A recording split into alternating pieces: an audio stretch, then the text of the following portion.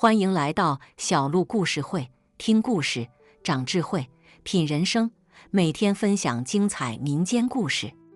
今天的第一个故事：男子回家，见女子在河里求救。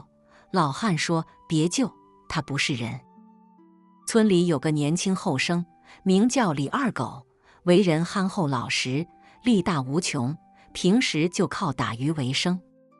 二狗有个老母亲，年迈体弱。这些年，二狗辛苦打鱼，也是为了能给老母亲治病，让她晚年能过得舒坦些。二狗有个习惯，那就是每天黄昏时分都要去河边打最后一网鱼，然后回家给老母亲做饭。这天傍晚，二狗又背着渔网，扛着鱼叉往河边走去。太阳已经落山，天边还剩下一抹晚霞，把河水染得红彤彤的。二狗来到河边，放下渔网，正要撒网，突然听到河里传来一阵女子的呼救声：“救命啊！救命啊！”二狗一听，心里咯噔一下，这河里哪来的女子？他急忙往河里一看，只见河中央有个人影，在水中一上一下地挣扎着，像是被什么东西拽着一样。二狗二话不说，扔下渔网就要往河里跳。就在这时，一个老汉急匆匆地跑了过来，一把拉住二狗，喊道：“二狗，别救，他不是人。”二狗一愣，转头一看，原来是村里的老铁匠刘老汉。刘老汉是个七旬老汉，平日里沉默寡言，但为人仗义，村里人都敬重他。二狗疑惑地看着刘老汉，问道：“刘大爷，您说啥呢？河里那明明是个女子，您咋说她不是人？”刘老汉喘着粗气，神色紧张地说道：“二狗啊，你还年轻，不知道这河里的厉害。这河里住着个河神，每隔一段时间就要娶个新娘子。那河里的女子就是河神看上的新娘，你要是下去救她，就会惹怒河神，到时候整个村子都要遭殃啊。”二狗一听，心里直犯嘀咕。他从小在河边长大，从来没听说过什么河神娶妻的事儿，但看刘老汉的样子，又不像是在说谎。二狗想了想，说道：“刘大爷，可是咱也不能见死不救啊。那女子要是真被河神带走了，他家里人得多伤心啊。”刘老汉叹了口气，说道：“二狗啊，我知道你心善，但这事儿不是咱们能管的，你还是快回家吧，就当没看见这事儿。”二狗犹豫了一下，但最终还是摇了摇头，说道：“不行，刘大爷，我还是得下去看看。万一那女子真是个活人，咱不救她，良心上咋能过得去？”刘老汉见二狗不听劝，急得直跺脚，但也没办法。二狗深吸一口气，卷起袖子就要往河里跳。就在这时，河里那女子又叫了一声：“救命啊！谁来救救我？”声音凄厉，听得二狗心里直痒痒。二狗再也顾不得许多，一头扎进河里，朝着那女子游去。河水冰凉刺骨，二狗游得艰难，但好在他水性好，力气大，终于游到了女子身边。那女子一身白衣，头发散乱，脸色苍白，眼睛里满是惊恐。二狗一把抓住女子的胳膊，用力将她往岸边拖。女子被二狗拖上岸后，就瘫在地上，大口大口地喘着粗气。二狗也累得够呛，坐在地上直喘粗气。过了一会儿，那女子缓过神来，抬头看着二狗，说道：“多谢恩公救命之恩，小女子无以为报。”二狗看着她，说道：“姑娘，你没事就好。你这是咋回事儿？咋会掉河里去了？”女子一听，眼泪就下来了，说道：“恩公有所不知，小女子名叫翠花，是隔壁村的人。今天家里让我到亲戚家送东西，结果回来的时候天黑了，我不小心走到了这条河边，没想到这河里竟然有妖怪，他一下子就把我拽进了河里，要不是恩公相救，小女子只怕已经没命了。二狗一听，心里直犯嘀咕：这河里真有妖怪。他看了看翠花，见她长得眉清目秀，不像是个说谎的人。二狗想了想，说道：姑娘，你先起来吧，天色不早了，我送你回家吧。翠花站起身来，感激地看着二狗，说道：多谢恩公，只是我现在腿软得厉害，走不动路了。二狗无奈地摇了摇头，说道：那这样吧，你先到我家住一晚，明天我再送你回家。翠花一听，脸上露出了羞涩的笑容，说道：那就麻烦恩公了。二狗背着翠花，扛着渔网，回到了家里。老母亲见二狗带回个姑娘，高兴得合不拢嘴，忙前忙后的给翠花端茶倒水。翠花也懂事，帮二狗和老母亲干了不少活。二狗看着翠花，心里说不出的高兴。这姑娘不仅长得漂亮，还勤快，要是能娶回家当媳妇，那该多好啊！第二天早上，二狗早早起床，给老母亲和翠花做了早饭。吃过饭后，二狗就准备送翠花回家。翠花依依不舍地看着二狗，说道：恩公，小女子这一去，不知何时才能再见。恩公的大恩大德，小女子永生难忘。二狗憨厚地笑了笑，说道：姑娘，你别这么说，举手之劳，何足挂齿。你回家后好好过日子，要是以后有啥难处，尽管来找我。翠花点了点头，眼里闪着泪光。二狗背着渔网，送翠花出了村子。一路上，两人有说有笑，不知不觉就走到了隔壁村。二狗把翠花送到家门口，就转身要走。翠花突然叫住二狗，说道：恩公，你等等。二狗一愣，回头看着翠花，问道：姑娘，还有啥事儿吗？翠花羞涩地低下头，说道：恩公，小女子想问你一句话，你愿意娶我吗？二狗一听，心里咯噔一下，脸上泛起红晕。他看着翠花，说道：姑娘，你说的是真的吗？翠花抬起头，认真地点了点头，说道：恩公，小女子说的是真的，我愿意嫁给你，给你当媳妇。二狗高兴得差点跳起来，他一把抓住翠花的手，说道：姑娘，太好了，我也愿意娶你。咱们现在就回家，让我娘给咱们张罗婚事。翠花羞得满脸通红，但心里却是甜滋滋的。两人手拉手，高高兴兴地往二狗家走去。到了二狗家，老母亲见二狗带回个姑娘，还说要娶她当媳妇，高兴的嘴都合不拢了。她忙前忙后的给翠花准备吃的喝的，还张罗着要给二狗和翠花办婚事。二狗和翠花看着老母亲高兴的样子，心里也别提多美了。然而，就在二狗和翠花准备婚事的时候，村里却发生了一件大事。原来，自从二狗救了翠花之后，村里就开始不太平了。先是河里的鱼突然变少了，渔民们打不上鱼来，日子越过越难。接着，村里又陆续有人生病，一个个都躺在床上起不来，眼看着就要不行了。村民们人心惶惶，不知道这到底是怎么回事。有人想起了刘老汉当初的话，说二狗救了河神的新娘，惹怒了河神，所以河神才报复村里人。村民们纷纷找到二狗，让他去河里给河神赔罪，求河神放过村里人。二狗一听，心里直犯嘀咕，他不信这世上有啥河神，更不信河神会因为自己救了翠花就报复村里人。但看着村民们一个个愁眉苦脸的样子，二狗心里也不是滋味。他决定去河里看看到底是个啥情况。二狗背着渔网，扛着鱼叉，来到了河边。他站在河边，看着波涛汹涌的河水，心里说不出的紧张。他深吸一口气，卷起袖子就要往河里跳。就在这时，河里突然传来一阵低沉的声音：“二狗，你终于来了。”二狗一听，吓得差点没栽河里去。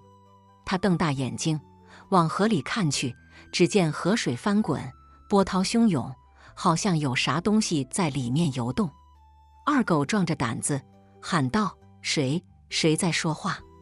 那低沉的声音又响了起来，说道：“我是这条河的河神，你救了我的新娘，就是惹怒了我。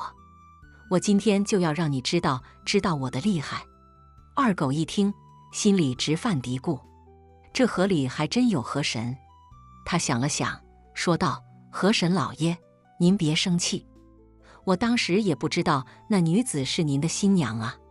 再说，救人一命胜造7级浮屠，我总不能见死不救吧？”河神冷哼一声，说道：“我不管那么多，你坏了我的好事，我就要让你付出代价，我要让这村里的人都给你陪葬。”二狗一听，心里咯噔一下，他没想到这河神竟然这么狠毒，要因为自己的事情牵连整个村子的人。二狗咬了咬牙，说道：“河神老爷，这事儿是我一个人的错，跟村里人没关系。你要报复就报复我一个人吧，别牵连无辜。”河神哈哈大笑，说道：“你以为你能决定什么？我今天就要让整个村子都给你陪葬。”二狗一听，急眼了，他一把抽出鱼叉，喊道：“河神老爷，你别太过分了，别以为你是河神我就怕你，你要真敢伤害村里人，我就跟你拼了。”河神一听，怒了，他吼道：“你这个不知死活的东西，我今天就要让你知道我的厉害！”说着，只见河水突然涌起一个巨大的浪头，朝着二狗扑了过来。二狗眼疾手快，一把躲过浪头，他挥舞着鱼叉，跟河神斗了起来。两人你来我往，斗得难解难分。二狗虽然力大无穷，但河神毕竟是水中的霸主，在水里战斗力惊人。二狗渐渐落入下风，被河神逼得连连后退。就在这时，翠花突然跑了过来，她喊道：“二狗，你别怕，我来帮你。”说着，只见翠花双手一挥，一道白光从她手中射出，直击河神。河神没想到翠花会有这一手，被白光击中，疼得嗷嗷直叫。二狗趁机挥动鱼叉，一下子扎进了河神的身体里。河神惨叫一声，消失在河水中。二狗和翠花见河神跑了，都松了一口气。二狗看着翠花，说道：“姑娘，你咋会这法术？你到底是啥人？”翠花叹了口气，说道：“二狗，其实我不是人，我是天上的仙女，因为犯了天条，被贬下凡间。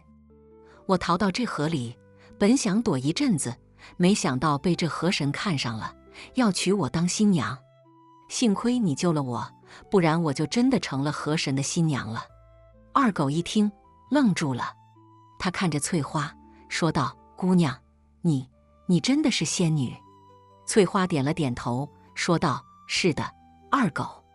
但你别怕，我虽然是仙女，但我已经爱上了你，我愿意跟你在一起，过平凡的日子。”二狗听了，心里说不出的高兴，他搂着翠花，说道：“姑娘，太好了，我也不管你是不是仙女，我只知道我爱你。咱们这就回家，让我娘给咱们张罗婚事。”翠花羞涩地低下了头，说道：“二狗，我还有个事儿要跟你说。”二狗看着他，问道：“啥事儿？”翠花说道：“其实这河神是被天庭封印在河里的恶龙，他一直想找机会逃脱封印，危害人间。我这次下凡就是为了找到封印他的法宝。现在我已经找到了，但要想彻底封印他，还需要你的帮助。”二狗一听，说道：“姑娘，你说吧，要我咋帮你？”翠花说道：“这法宝需要人血才能启动，你愿意把你的血给我吗？”二狗想都没想，说道：“愿意，只要能封印这恶龙，我啥都愿意。说着，二狗咬破手指，把血滴在了法宝上。只见法宝突然发出一道耀眼的光芒，直冲云霄。紧接着，河里传来一声震耳欲聋的吼声，那恶龙显然是被封印住了。翠花看着二狗，眼里满是感激。两人回到家，把这事儿跟老母亲说了。老母亲虽然惊讶，但看到二狗和翠花这么恩爱，也就没说什么。她张罗着给二狗和翠花办了婚事，两人正式结为夫妻。婚后，二狗和翠花过着幸福的生活。翠花用她的法术帮村里人治病救灾，改善生活。村里人都感激二狗和翠花，把他们当成大恩人。然而好景不长，这天村里突然来了一群官兵，他们声称翠花是天上的仙女，要抓她回去治罪。二狗一听急了，他挥舞着鱼叉跟官兵斗了起来，但官兵人多势众，二狗渐渐落入下风。就在这时，翠花突然飞到半空中，化作一道白光，朝着天庭飞去。二狗见状，大喊道：“姑娘，你别走，我跟你一起回去。”说着，二狗也纵身一跃，朝着天庭追去。村民们看着二狗和翠花远去的身影，都流下了感动的泪水。他们知道，二狗和翠花是为了保护他们才离开的。他们默默祈祷，希望二狗和翠花能在天庭过上幸福的生活。而二狗和翠花到底能不能在天庭过上幸福的生活呢？这事儿谁也说不好。有人说，二狗和翠花到了天庭后，被玉帝宽恕了罪行，赐给了他们一座仙宫，让他们过上了神仙眷侣般的日子。也有人说，二狗和翠花在天庭上继续跟恶势力做斗争，保护着天庭的安宁。但不管咋样，二狗和翠花的故事都在村里流传了下来，成为了人们口耳相传的佳话。二狗追着翠花上了天，村里人都以为他俩再也回不来了。可没想到，3年后的一天，村里的大喇叭突然响了，说是二狗和翠花要回来了。这事儿在村里炸了锅，大家都忙着准备迎接英雄和仙女。二狗和翠花回来的时候，那是真风光，天上飘着五彩祥云，二狗骑着一条金龙，翠花穿着华丽的仙裙，两人从天而降，直接落在了村头的大广场上。村里人都围了上来，七嘴八舌地问这问那。二狗和翠花笑着跟大家打招呼，还从天上带下来不少宝贝，分给村里人。二狗跟村里人说，他们在天庭过得挺好，玉帝看他俩有情有义，还给他俩封了官。翠花成了天庭的护法仙女，二狗呢，则成了天庭的御龙使，专门负责驯养金龙。两人还生了个大胖小子，天庭的仙人们都抢着当干爹干妈。村里人一听，都羡慕得不行。二狗和翠花也没忘了乡亲们，他们在村里建了个大庙，庙里供着二狗和翠花的雕像，还有那条金龙。村里人说，这庙可灵了，有啥心愿去拜拜，二狗和翠花在天有灵，准能帮着实现。二狗和翠花回来后也没闲着，他们用从天上带下来的宝贝，帮村里改善了生活。村里修了路，通了电，还建了个学校，孩子们再也不用走好几里地去上学，都能在村里接受良好的教育。二狗还教村里人种了一种神奇的庄稼，这种庄稼长得快，产量高，还不怕病虫害。村里人的收成一年比一年好，日子越过越红火。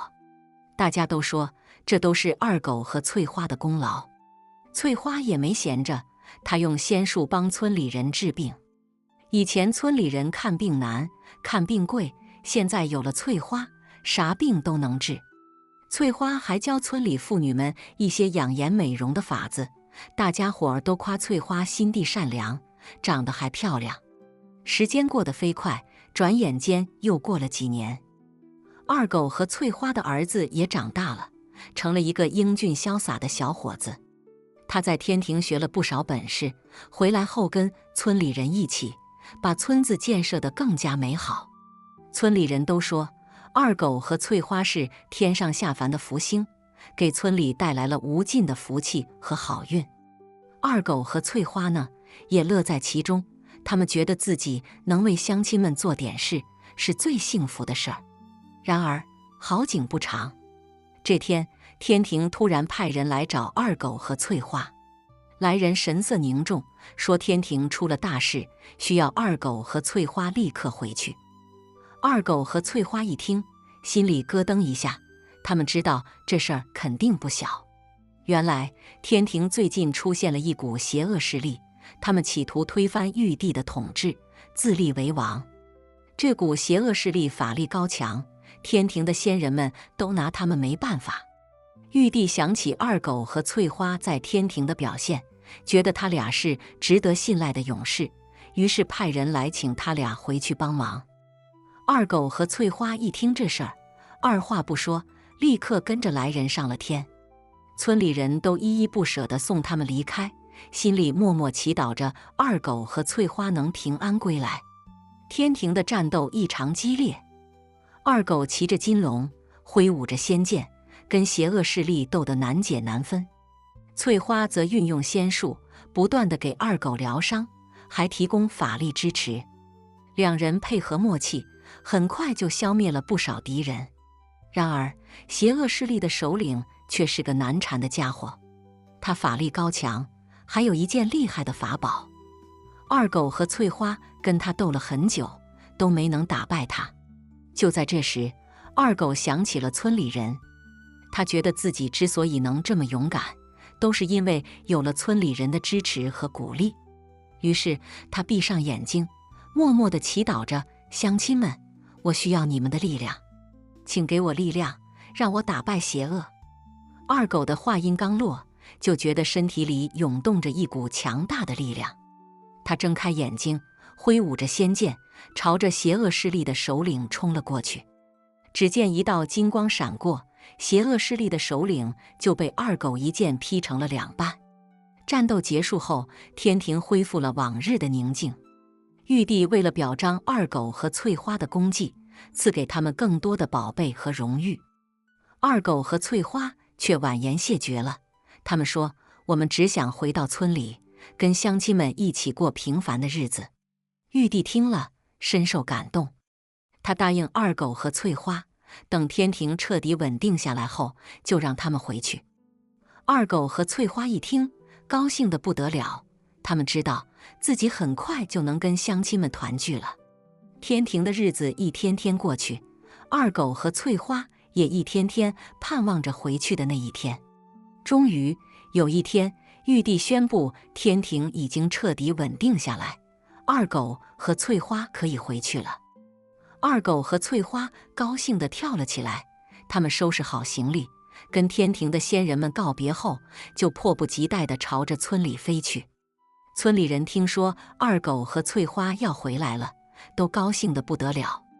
大家伙忙着准备迎接他们的英雄和仙女。当二狗和翠花从天而降的时候，村里人都欢呼了起来。他们围着二狗和翠花，七嘴八舌地问这问那。二狗和翠花则笑着跟大家打招呼，分享着他们在天庭的经历。从此以后，二狗和翠花又回到了村里，跟乡亲们一起过上了平凡而幸福的生活。他们的故事也在村里一代一代地流传下来，成为了永恒的佳话。今天的第二个故事，地主杀婿买女，儿子心地善良，放了两人10年后一家团圆。在咱大清的年间，有那么一个地方，名叫云隐村。这村子虽不大，却坐落在群山环抱之中，风景如画，民风淳朴。但在这青山绿水间，却藏着一桩离奇事儿，跟咱今天的故事主角李地主家有关。李地主是这云隐村数一数二的大户人家，家有良田千顷，金银财宝不计其数。可这人呐，有钱了心就长了草，李的主也不例外。他膝下有一独女，名叫李玉珍，长得如花似玉，聪明伶俐。到了婚配的年纪，上门提亲的媒婆都快把门槛踏破了。可李地主眼界高，一个都看不上，非说要给女儿找个门当户对的。这日，村里来了个落魄书生，名叫赵文远。他衣衫褴褛，却气宇轩昂，眉宇间透着一股不凡。原是这书生赴京赶考，途中盘缠用尽，流落至此。村里人见他可怜，便施舍些饭食。李玉珍见了，心生怜悯，便悄悄地将他带回家中，藏在自己的闺房里，每日亲自照料。这一来二去，俩人就生出了情愫。李的主知道了，肺都气炸了。他本想借女儿的婚事攀上高枝儿，哪成想女儿竟看上了一个穷书生。他下令将赵文远乱棍打出，又将女儿锁在闺房里，不准出门。可李玉珍心念情郎，誓死不从。趁着夜深人静，他偷偷溜出家门，与赵文远在村后的老槐树下相见。俩人商定，私奔远走高飞。可这事儿哪瞒得过李地主的耳目？他暗中派人跟踪，终于在一个月黑风高的夜晚，将这对苦命鸳鸯逮了个正着。李地主怒火中烧，当下就要将赵文远打死。可转念一想，觉得这样太便宜他了，便心生一计。他命人将赵文远绑在村口的老槐树上，又挖了个大坑，准备活埋了他。李玉珍见状，哭得死去活来，死活要跟着赵文远一起去死。李的主心一横，索性连女儿也一块埋了，对外就说女儿暴病身亡，草草葬了。这事儿在村里传得沸沸扬扬，人们都说李的主心狠手辣，连亲生女儿都不放过。可谁也没胆子去管，毕竟李地主家大业大，得罪不起。再说李地主家还有个儿子，名叫李天赐。这孩子从小心地善良，跟爹娘的脾气秉性大不相同。他听说爹杀了妹夫埋了妹妹，心里头那个难受劲儿就别提了。他想去看看妹妹和妹夫，可爹看得紧，他根本出不了门。这一日，李天赐趁爹不在家，偷偷溜到村口的老槐树下。他望着那个大坑，心里头五味杂陈。就在这时，他听见坑里传来细微的声响，他心头一震，忙趴下来听。只听里面传来一个微弱的声音：“有人吗？救救我！”李天赐一听，正是妹妹的声音。他忙找来铁锨，费了好大的劲儿，才把妹妹和赵文远挖了出来。俩人已经奄奄一息，李天赐忙把他们背回家里，悄悄藏在柴房里，请来村里的郎中给他们治病。这事儿没瞒过多久，李的主就知道了。他大发雷霆，要把儿子也一块打死。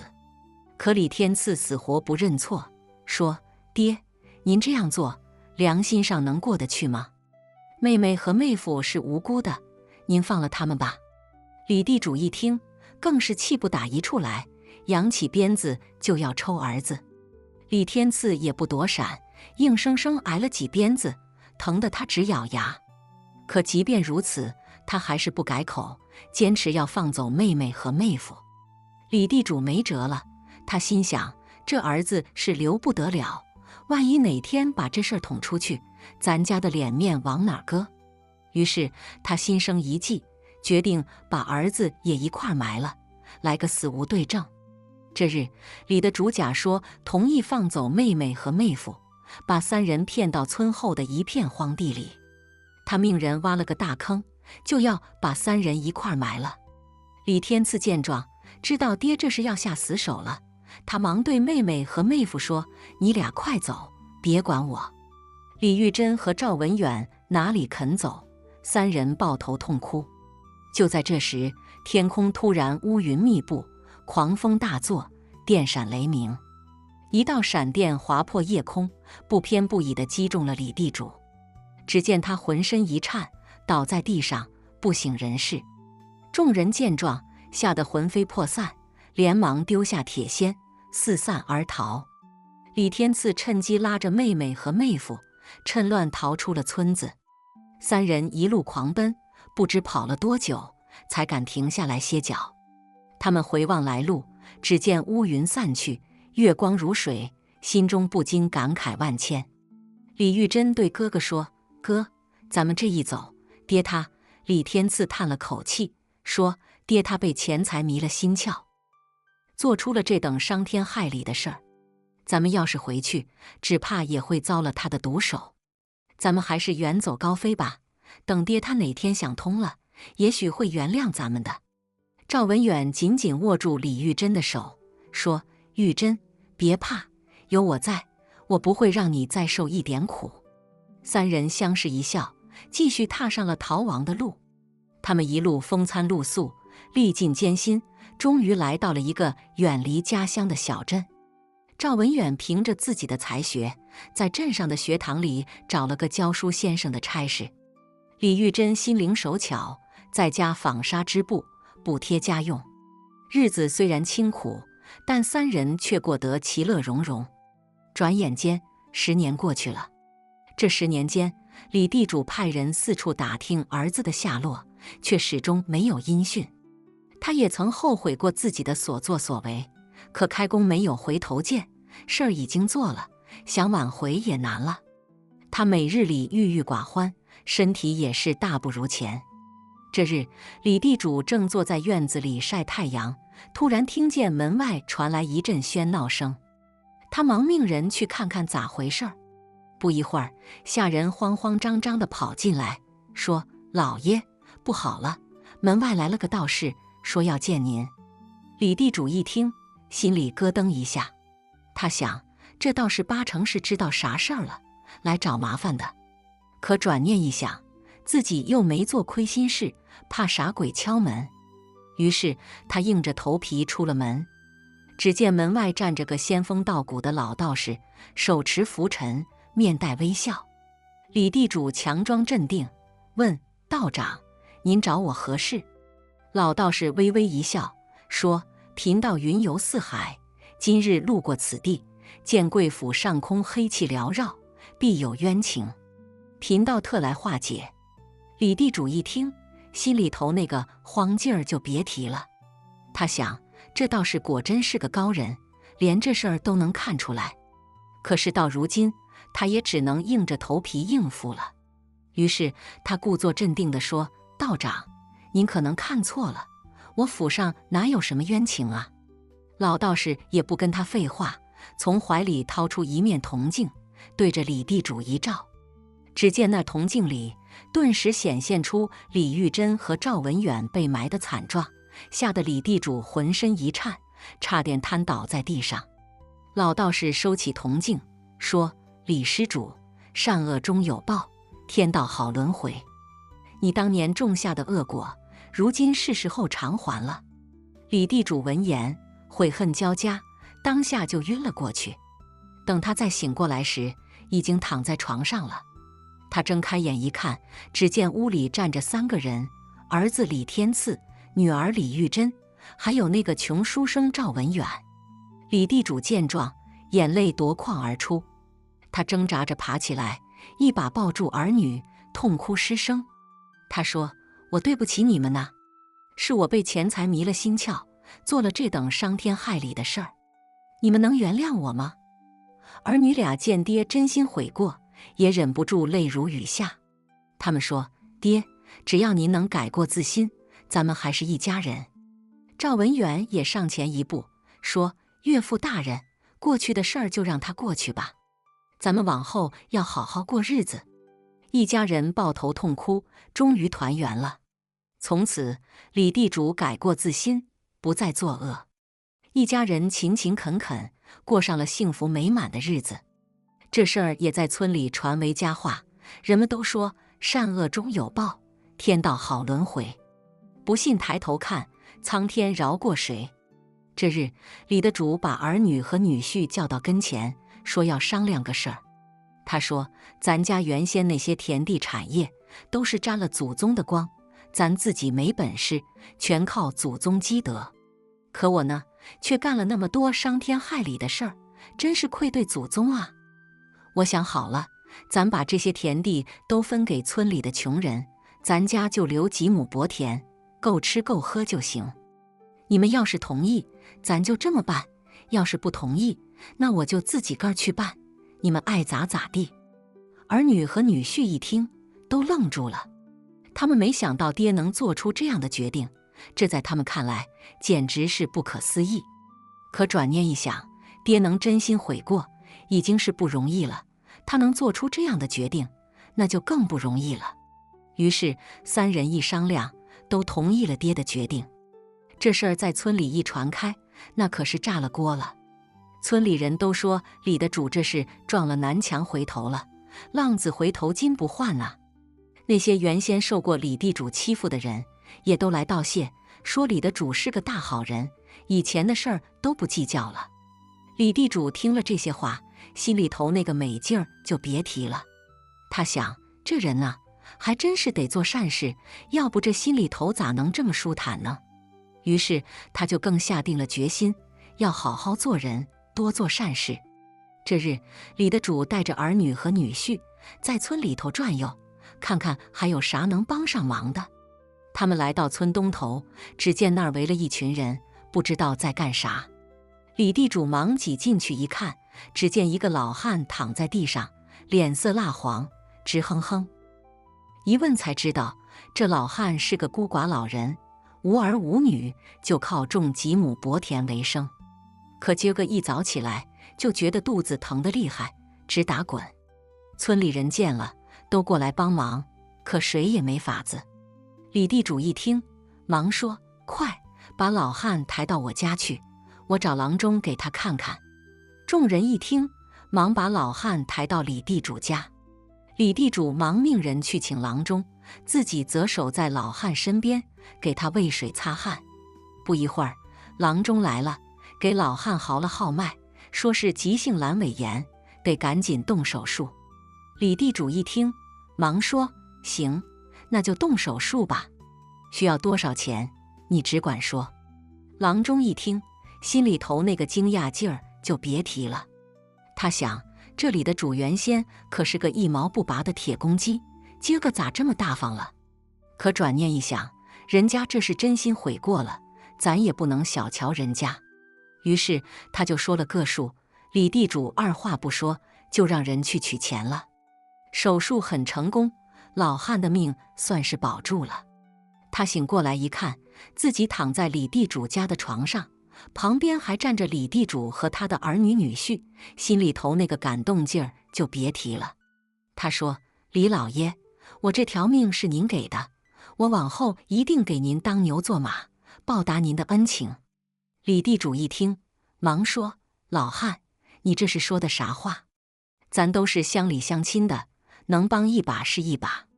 你以后要是有啥难处，尽管来找我。”这事儿一传开，村里人对李地主那是更尊敬了，都说这里的主真是个大善人，以前的事儿都不计较了，现在还这么大方，真是难得呀。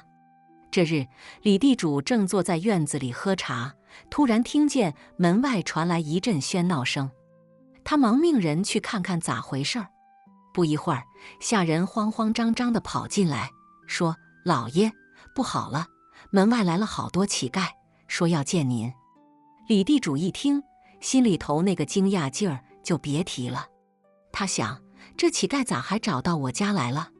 可转念一想，人家既然来了，那就不能不管。于是他就命人把乞丐都请进来，问他们有啥事儿。乞丐们一见李的主，都跪下了。他们说：“李老爷，我们都是从外地逃难过来的，听说您是个大善人，就来求求您，给我们一口饭吃。”李地主一听，忙说：“行，你们就在这儿吃吧，我让人给你们准备饭菜去。”乞丐们一听，都感动得热泪盈眶。他们说：“李老爷，您真是我们的大恩人啊！我们往后一定给您立长生牌位，天天给您烧香磕头。”李地主一听，忙说：“可使不得！你们这都是说的啥话？咱都是人，谁能没有个难处？能帮一把是一把，这有啥大不了的？就这样，李地主家成了村里的慈善堂，天天都有来求吃的、喝的、穿的。李的主呢，也来者不拒，都一一满足了他们的要求。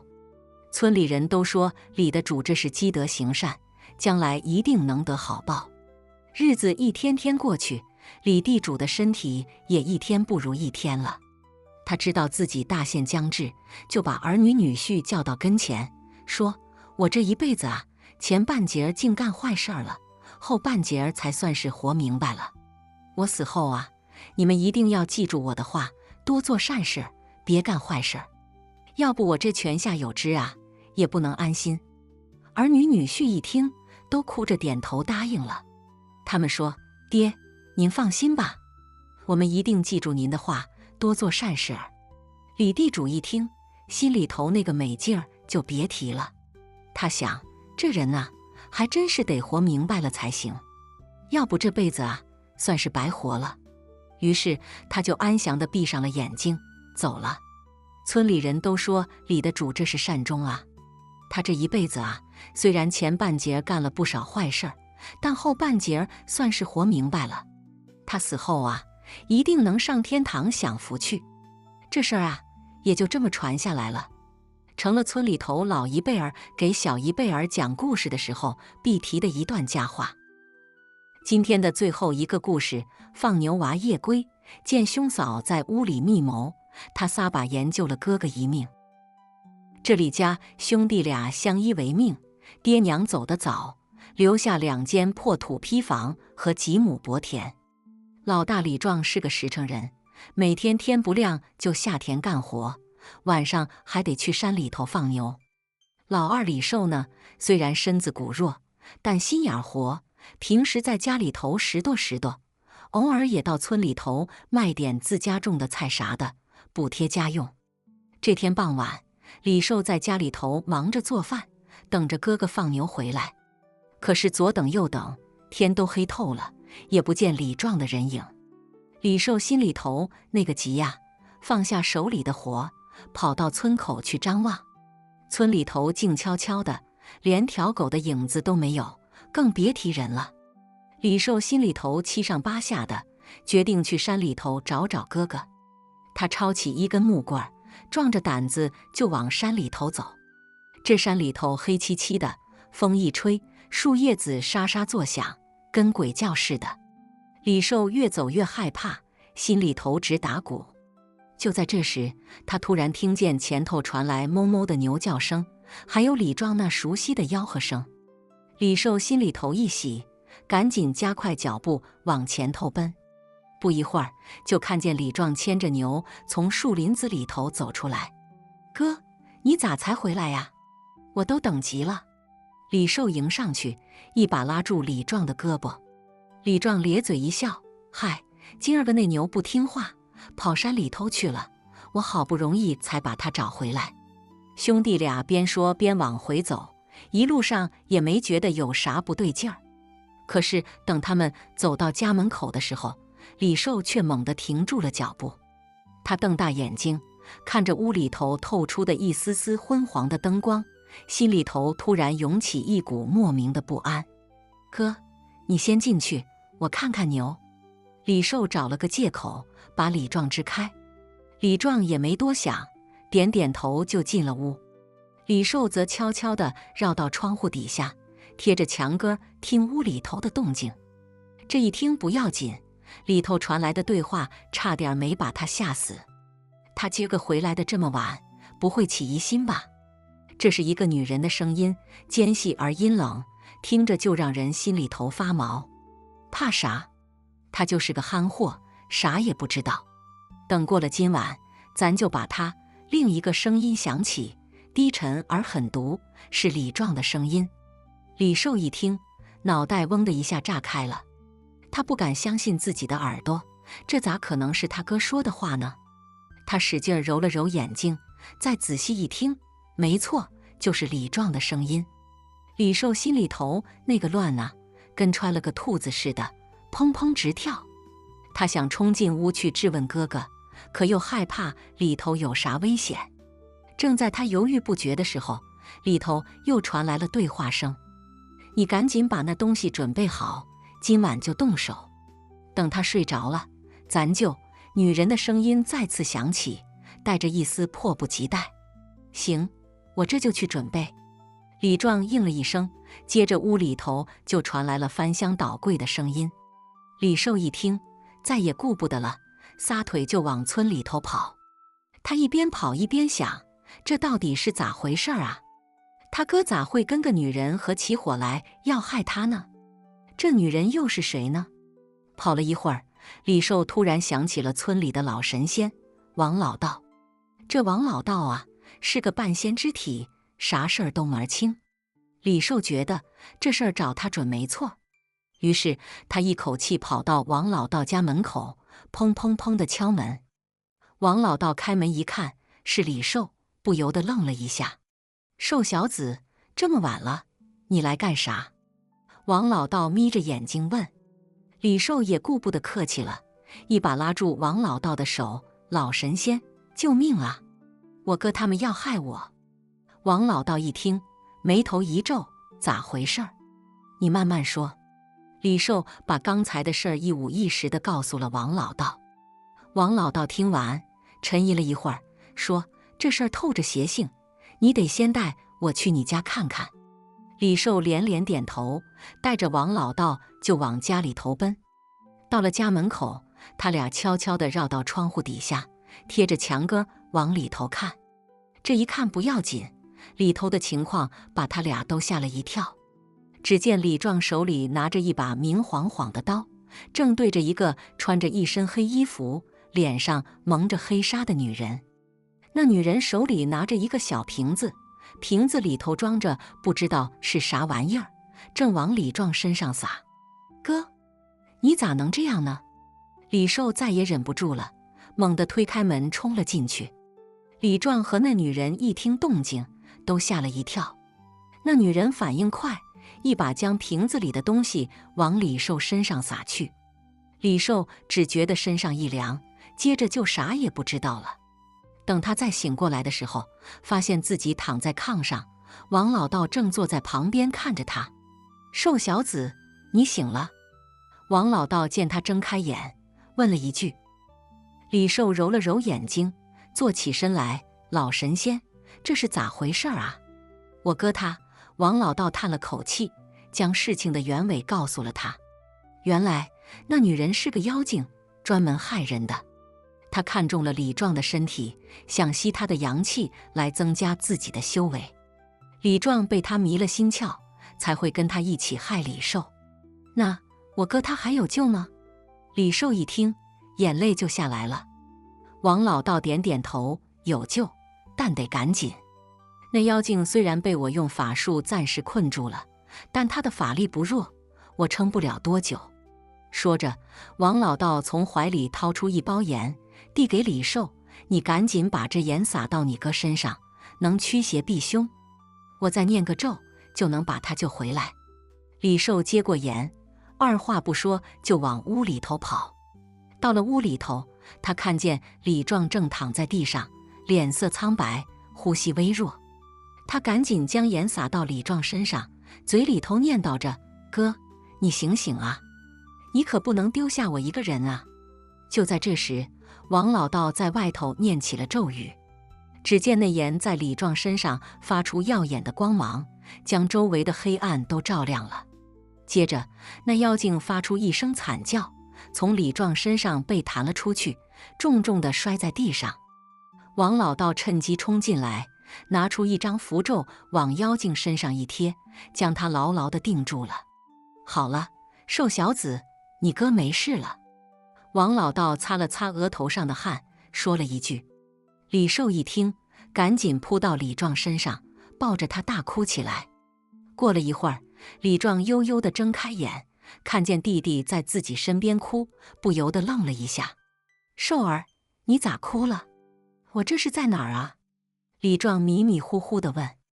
李寿把事情一五一十地告诉了李壮。李壮一听，吓得脸色都变了：“我咋会做出这种事儿来呢？真是见鬼了！”王老道在一旁叹了口气：“这事儿不怪你，是那妖精迷了你的心窍。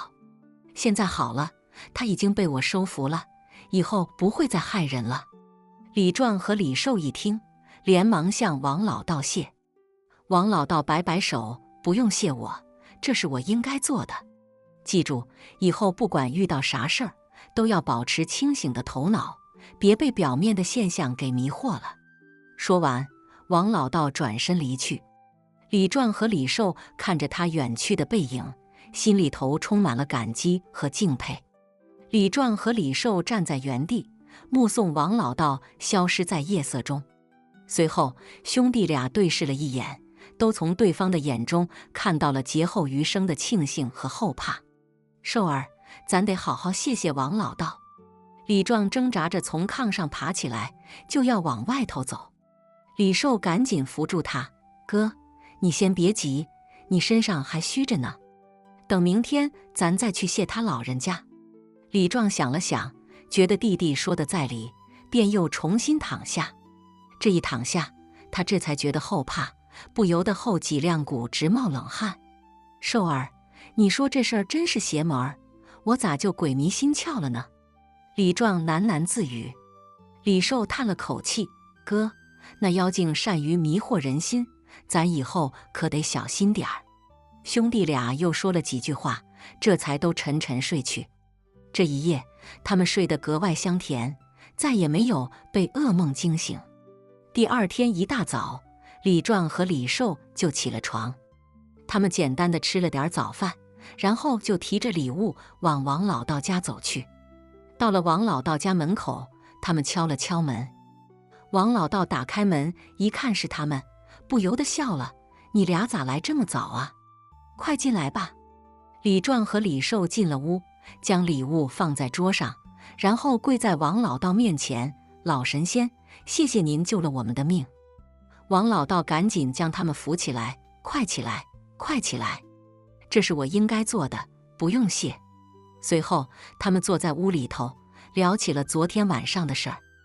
王老道告诉他们，那妖精原本是一只修炼多年的黑狐，因为作恶多端，被天庭贬到了人间。他不甘心，便想方设法的害人，以此来增加自己的修为。这黑狐狡猾得很，我费了好大劲儿才将它收服。王老道捋了捋胡子，说道。李壮和李寿一听，不由得暗暗庆幸。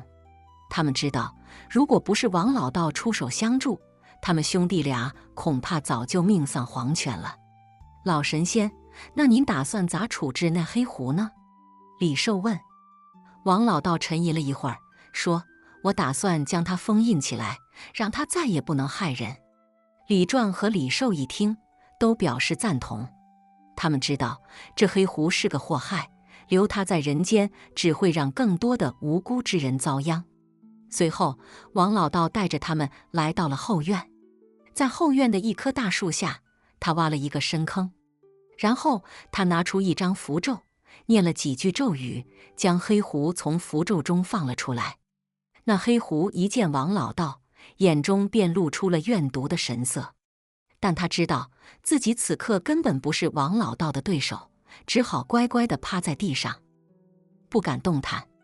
王老道拿出一张更大的符咒，念了几句咒语，然后将符咒贴在了黑狐的身上。只见那符咒发出耀眼的光芒，将黑狐整个都包裹了起来。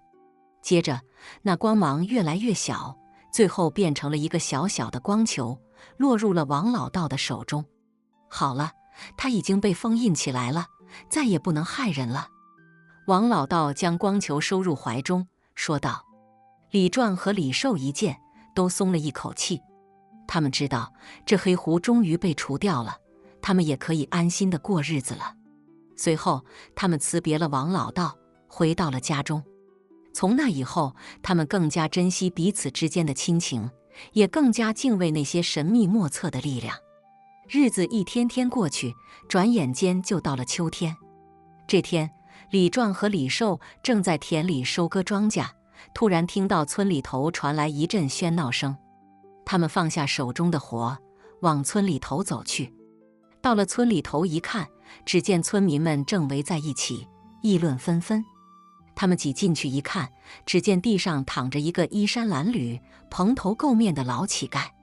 那老乞丐看上去70多岁，满脸皱纹，身上脏兮兮的，散发着一股难闻的气味。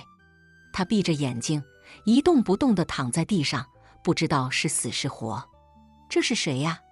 咋躺在这儿了？李寿问旁边的村民。那村民摇了摇头，不知道，早上一开门就看见他躺在这儿了，可能是饿晕了吧。李寿一听，不由得心生怜悯，他赶紧回到家，拿了一些吃的和喝的，然后又回到村里头。他将吃的和喝的递给老乞丐，那老乞丐这才缓缓地睁开眼睛。他看了一眼李寿，眼中露出了感激的神色。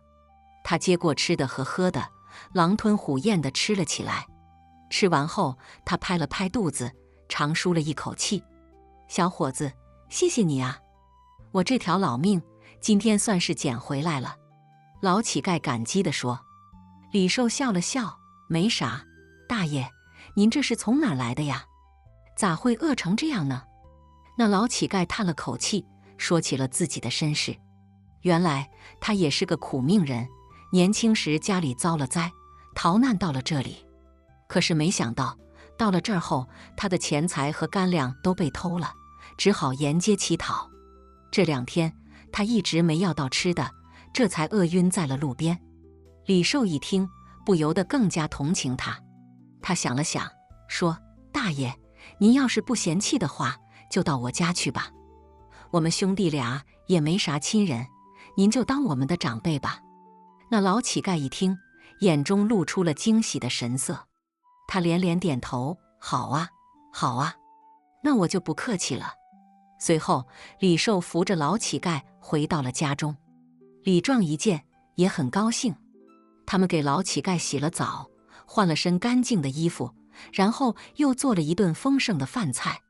那老乞丐吃着饭菜，眼中不由得流下了泪水。